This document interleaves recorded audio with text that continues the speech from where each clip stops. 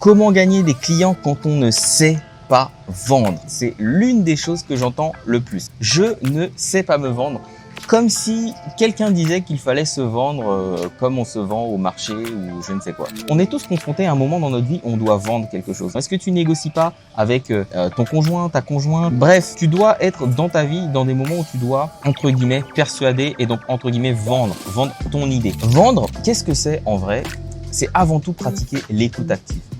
Vendre, contrairement à ce que je pensais il y a quelques années, c'est pas parler, présenter tes services, présenter tes accomplissements. Ton client n'en a rien à faire de toi, n'en a rien à faire de qui tu es, de ce que tu proposes, etc.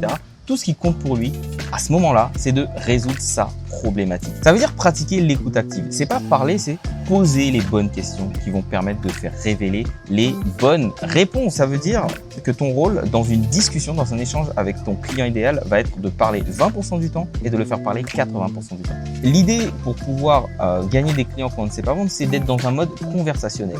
Et le mode conversationnel, ça veut dire avoir une offre, on sait que cette offre résout telle problématique, parler des problématiques et discuter avec les personnes qui vivent cette problématique. On a tous cette capacité à être dans la conversation, à être dans l'écoute active et à pouvoir convaincre. Avec Cannes, j'apprends à vendre sans vendre.